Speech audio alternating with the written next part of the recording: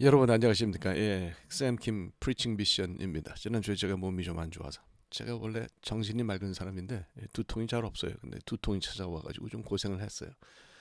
그 바람에 이제 그 설교를 지난주에는 못 만들었습니다. 죄송하게 생각하고요. 오늘 이어서 계속되던 설교를 하겠습니다. 그 아케다 창세기 22장 네 번째를 여러분들께 설교하겠습니다. 제목은 순양의 뿔 이렇게 붙이면 될 것 같고요. 본문은 창세기 22장 13절 14절입니다. 본문을 읽겠습니다. 아브라함이 눈을 들어 살펴본즉 한 순양이 뒤에 있는데 뿔이 수풀에 걸려 있는지라. 아브라함이 가서 그 순양을 가져다가 아들을 대신하여 번제로 드렸더라. 아브라함이 그 땅 이름을 여호와 이레라 하였으므로 오늘날까지 사람들이 이르기를 여호와의 산에서 준비되리라 하더라. 네, 뭐 잘 아시는 그런 구절이라고 생각합니다. 자, 모리아를 향해서 이제 아브라함이 이삭을 데리고 가는데 아브라함의 마음 상태가 어땠을까요?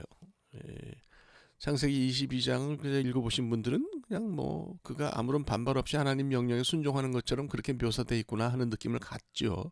근데 이게 정말 그랬을까요? 아브라함은 아무런 고통 없이 이 명령을 수행을 하고 모리아 산으로 가서 이삭을 제사 드리려고 했을까요? 이야기의 겉만 22장을 겉만 읽으면 아브라함의 고통을 찾아내기가 쉽지 않은데요. 문법적인 요소를 분석하면서 깊이 들여다보면 저는 아브라함의 고통을 읽을 수 있을 것 같아요. 그 고통이 있는 곳이 바로 창세기 22장 4절 말씀입니다. 이걸 좀 자세히 읽어볼 필요가 있어요. 제3일에 아브라함이 고개를 들어 그곳을 멀리 바라본지라 뭐 이렇게 돼 있잖아요. 바욤 하슐리시 세 번째 날에 바이사 아브라함 에트에나브. 그러니까 바이사는 들었다는 거고 아브라함은 주어가 되고요. 에트에나브는 눈이죠. 눈 에나브. 그의 눈을 들었다. 바야르 보았다 거죠. 보았다. 에트함 함마콤 메라혹 아주 멀리 있는 그곳을 바라보았다. 뭐 이렇게 우리가 이제 볼 수가 있는데 뭐 이 구절이 어땠단 말인가요? 제가 한번 이걸 사역한다면 이 말씀을 사역을 한다면 이렇게 사역할 수 있을 것 같아요. 3일째 되는 날에 아브라함이 비로소 그의 눈을 들었다. 그리고 멀리 있는 그곳을 바라보았다. 제가 비로소를 넣었어요. 비로소를 왜 넣겠어요? 그 이유는 바로 바이사라고 하는 들었다, 눈을 들었다라고 하는 그 동사의 성격 때문에 그렇습니다. 이것을 이제 그 단순 과거 이게 뭐 문법적인 얘기를 해서 좀 죄송하긴 하지만 좀 우리 깊이 읽읍시다. 단순 과거로 이것을 읽는다면 그 진행되고 있는 그러니까 뭐 어떤 그런 행동이 아니고 과거에 한 번 있는 딱 한 번 있는 그런 일회적인 행동으로 우리가 볼 수 있거든요.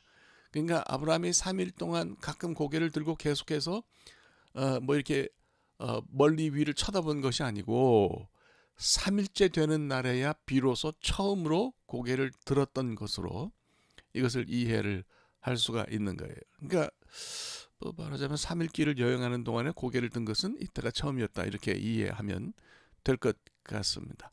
한번 생각해 보시죠. 100살이 넘고 130 몇 살, 그리고 이제 수염이 허연 할아버지가 3일 동안 아들이랑 같이 길을 걸으면서 한 번도 고개를 들지 않았다.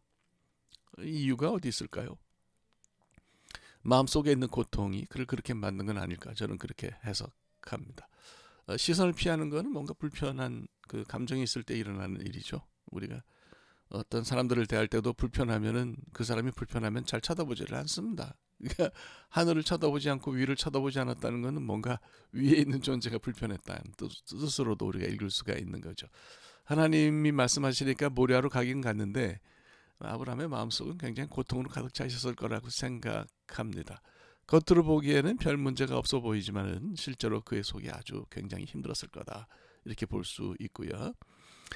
모리아로 가던 그 3일 내내 해결할 수 없는 아주 큰 어마어마한 두통이나 고통이 그를 괴롭혔을 거다 이렇게 생각해요. 뭐 사실 그래야 사람이죠. 그럼 하나님 왜 이런 고통을 아브라함에게 주셨을까요? 제가 지난번에 설교했듯이 사라는 이 얘기를 듣고 심장이 터져가지고 그 길로 세상을 그 하직할 정도가 되고 그 다음에 이 아브라함은 3일 동안 고개를 한 번도 들지 않고 길을 걷고 말이죠. 아 이게 뭐 왜 그랬을까요? 왜 큰 고통 때문인데 왜 하나님이 아브라함에게 이런 고통을 주셨을까 하는 생각을 갖게 됩니다. 그 하나님 왜 이렇게 하셨을까요? 우리 짐작컨대 그 본문 말씀에 있는 것처럼 하나님이 아브라함을 꼭 시험하고 싶으셨던 건 아닌가 이런 생각을 갖게 됩니다. 인류의 역사를 뒤집는 구원사의 효시가 되려면은 이런 정도의 시험을 거쳐야 되는 건가요? 창세기 22장 1절을 보면 하나님이 아브라함을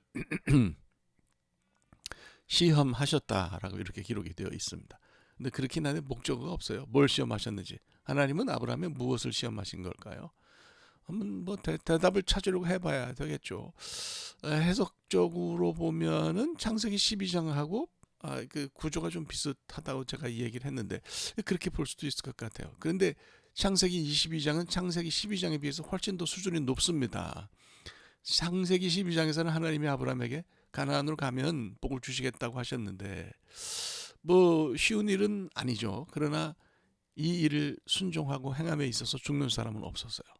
뭐 거기다 그곳으로 가면은 복도 받는 거 아니에요? 근데 22장의 시험은 내용이 좀 차갑습니다. 그냥 아들을 뭐 생때 같은 아들을 그냥 바치라는 것이고요.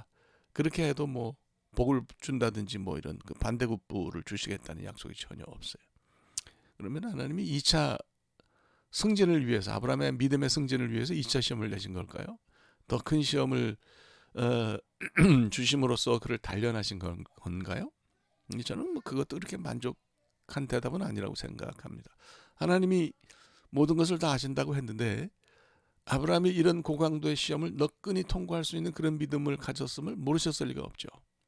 그러니까 이런 거는 제가 볼 때는 대답이 아닌 것 같고요. 바른 대답을 내야 되죠. 그래서 저는 이렇게 생각해요. 이제 뭐 결론부터 말씀을 드리면 아케다가 창세기 22장의 하나님의 시험이 단순히 아브라함이 가졌던 믿음의 정도를 알아보기 위한 그런 시험이라는 전제에서 벗어나야 되는 거예요. 책의 다른 부분에서도 뭐 제가 이제 제가 쭉 그 책을 쓰면서도 설명을 하고 이제 그렇게 했는데 믿음 히브리 말로 에무나 아멘의 명사형이죠. 에무나는 관념적인 것이 아닙니다. 오히려 믿음은 행동과 더 관련이 있어요. 야고보 선생도 그랬잖아요. 행동이 없는 믿음은 죽은 것 그런 믿음이다. 뭐 그것과 다름이 없다. 그러니까 아케다는 뭐 제가 볼 때 아브라함에게 믿음이 있는지 없는지를 시험하는 것은 아니고요. 오히려 그가 훌륭한 믿음을 갖고 있음을 알고 계신 하나님께서 아브라함에게 마음속에만 있는 믿음을 끄집어내어서 실제 행동으로 증명해 보이라고 명령하신 게 아니냐. 저는 그렇게 생각합니다.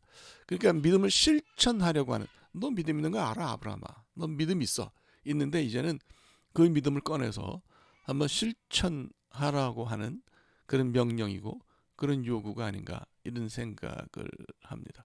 이렇게 생각하면 이제 하나님이 아브라함에게 막심한 고통을 주시면서까지 이런 일을 이런 말씀을 하신 동기를 이해를 할 수가 있는 거죠. 그러니까 실제 삶에서 믿음은 저는 그렇게 생각해요. 사람의 생명까지도 하나님께 얹어놓는 그런 행동을 실천하는 거다 이렇게 생각합니다. 생명도 하나님께 내놓을 수 있는 거죠. 생명도 하나님께 맡길 수 있는 거죠. 하나님께 드릴 수 있는 거죠. 이럴 때 이것이 믿음이다 이런 얘기예요. 그러나 어쨌거나 하나님의 의도를 이해했다고 해도 마음이 편해지진 않아요. 왜냐하면 하나님이 요구하신 그런 믿음의 실천의 정도가 인간적인 관점에서는 어쩌면 굉장히 비윤리적이고 비이성적으로 보일 수도 있기 때문입니다. 아브라함 또한 이제 하나님 주신 명령의 어떤 이런 어려운 부분을 잘 알았을 거예요. 그래서 그는 고민했을 거예요. 하나님을 믿는 믿음이 있는데 그런데 주신 명령은 굉장히 아주 수행하기가 어려운 그런 믿음이란 말이죠. 그러면 어떻게 그는 이런 하나님 명령의 부정적인 부분을 극복을 하고 믿음의 성취를 이룰 수 있었을까 생각을 해야 된다고 봅니다. 아브라함이 뭐 갈등한 건 너무나 당연한 일인데요. 근데 이제 명령에 순종하면 윤리적 측면에서 살인자가 되는 거고 정신적인 측면에서는 광신자가 미치광이가 되는 거죠. 그러니까 뭐 정상적인 건 아니라고 봐야 됩니다. 그러니까 이 시대에 아브라함처럼 누가 행동한다 그러면 그건 뭐 거의 광신자나 미치광이 살인자 뭐 이런 소리를 듣지 않겠어요? 그런데 아브라함은 일반적이고 대중적인 평가의 기준을 넘어서서 신앙의 영웅이라고 그렇게 불리게 됐습니다. 어떻게 이게 가능했을까요? 세상이 대중적으로 요구하는 어떤 윤리적인 의무가 있어요. 근데 아브라함은 그걸 뛰어넘어서 하나님과의 절대적인 관계 속으로 올라섰기 때문에 이게 가능하다. 이렇게 생각합니다. 뭐 조금 이거를 이제 풀어서 해석하면 이런 거죠. 우리를 둘러싸고 있는 전통이 있어요. 이게 좋은 것도 있지만 사람을 얽어매는 것도 있거든요. 과거로부터 이어져 내려온 어떤 전통이나 이런 것이 이게 만만치가 않아요. 극복하기가. 이게 왜냐하면 정말 커다란 덩어리 문화를 형성하고 있기 때문에 그렇습니다. 그래서 뭐 이런 우리가 살다 보면 그런 소리를 들을 때가 있죠. 야, 너 괜히 나대다가 정 맞지 말아라. 다수가 받아들이는 믿음이나 행위를 따라야 잘 살 수 있어. 다른 사람들이 하는 대로 너도 해야만 잘 살 수 있어. 이렇게 얘기하는 얘기를 들어보셨을 거예요. 좀 익숙하죠. 누구나 뭐 이런 소리를 다 들어봤을 거라고 생각합니다. 두 가지로 반응할 수 있어요. 그래, 뭐 잘난 척 해가지고 문제를 일으킬 필요가 없으니까 그냥 다른 사람들 하는 대로 따라가면 된다. 그럼 뭐 그걸 뭐라 그럴 수는 없어요. 그건 나쁜 건 아니에요. 근데 다른 한편으로는 거기다 대고 머리를 치받으면서 나는 내 길을 가겠다 결단하고 행동할 수도 있는 거죠. 물론 이제 그렇게 한다 그러면 이게 결코 쉽지는 않습니다. 세상의 어떤 전통이나 문화의 큰 흐름에서 벗어나려는 사람은 결연하게 비난을 받을 각오를 해야 된다고 생각합니다. 이거는 뭐 말씀드린 것처럼 옳고 그른 것으로 판단할 수는 없고요.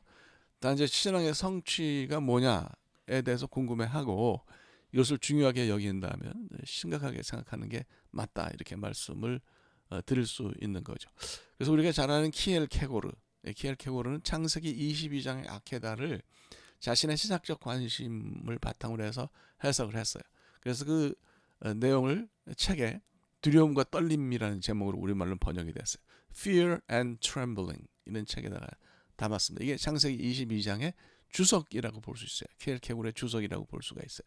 뭐 그거 저도 갖고 있는데 얼마든지 여러분들이 한번 관심을 가지고 보실 수 있습니다. 거기서 그가 이런 말을 했어요. 신앙인으로서 개인은 주변의 전통이나 대중적 생각에 지지 말고 그것을 넘어서겠다는 결단으로 우뚝 서야 한다. 이런 결단을 할 수 있는 사람은 하나님 앞에 홀로 단독자로 설 수 있다. 그 유명한 이제 단독자의 개념이 나오는 거죠. 그러니까 좀 이렇게 말씀드리면 어떨까요? 에이 뭐 그렇게까지 하냐 뭐 이럴 수도 있으신데 신앙인은 세상이 이해할 수 없고 평가할 수 없는 믿음을 가진 사람입니다. 아브라함은 주변의 대중적인 시선이나 판단을 거부했어요. 하나님의 요구를 그 위에 둠으로써 이 고통의 순간을 돌파했습니다. 그러니까 신앙의 핵심은 어떻게 보면 대중적이고 보편적인 사고를 돌파하는 데 있다고도 말씀을 드릴 수가 있어요. 예수님도 그러셨잖아요. 유대인들이 그들 종교의 보편적인 신앙 행위 속에 머물러라.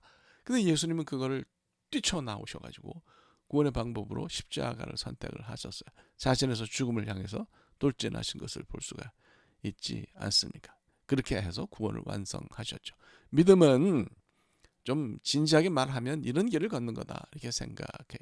사람들이 말하는 전통이나 이성이나 경험의 세계에 동의하지 않고 하나님을 바라보면서 그분의 뜻이 세상의 뜻과 다르면 과감하게 그분을 선택하는 것이 바로 믿음이다. 저는 그렇게 생각합니다. 뭐 그래서 세상의 어떤 그 대중적인 판단이나 지식이나 뭐 이런 것들이 하나님에게 아들을 번제로 바치는 것 따위는 있을 수 없는 일이라고 아브라함에게 말하지만은 아브라함은 이걸 넘어서는 거죠. 그런 신앙적인 지혜가 있는 거죠. 말씀하시면 그렇게 하겠습니다. 그것이 고통스럽더라도 그렇게 하겠습니다. 내 판단과 내 지혜에 대한 체념이에요. 내려놓는 거죠. 또 경험적 합리성의 포기이고 하나님의 지혜에 내가 동의합니다. 라고 그렇게 말하는 거예요. 아브라함은 말씀하시니까 하겠습니다. 라고 하면서 세상의 대중적인 윤리 기준을 넘어섰어요. 보편적인 그런 판단을 넘어서는 것은 믿음으로만 가득하다 이렇게 생각합니다. 그래서 키엘케고르는 이렇게 그 고독한 결단을 요구하기 때문에 두려움과 떨림을 동반할 수밖에 없는 거고요. 그런 신앙의 단계를 leap of faith, 믿음의 도약이라고 그렇게 불렀습니다. 그래서 믿음을 통해서 삶이 한 단계 더 도약하면 세상의 판단을 두려워하는 그런 과정을 넘어서서 그런 차원을 넘어서서 하나님과의 절대적인 관계를 형성하는 그런 단계에 들어가게 된다고 생각합니다. 모두가 다 믿음의 도약이 필요하죠. 한번 높이 뛰어오르면 비로소 신앙의 제대로 된 단계로 들어가는 거고요. 거기서 하나님의 생명을 만날 수 있는 거라 그렇게 생각합니다. 오늘 우리가 삶에서 도전받는 모든 것들을 다 뛰어넘으셔서 한번 믿음의 도약을 하셔서 하나님의 생명을 만나시기에 되기를 바랍니다. 기도하십시다. 하나님, 우리 모두에게 믿음의 도약이 필요한데 오늘 바로 이 시간에 믿음의 도약을 행함으로써 세상 사람들이 이해할 수 없는 하나님의 지혜 안으로 깊이 들어가 하나님의 생명을 만나는 저희가 되게 하여 주시옵소서. 예수 그리스도의 이름으로 기도합니다. 아멘. 오늘 좀 길어졌네요. 네, 여기까지 하겠습니다. 다음 주에 한 번 더 설교를 하도록 하겠습니다. 고맙습니다.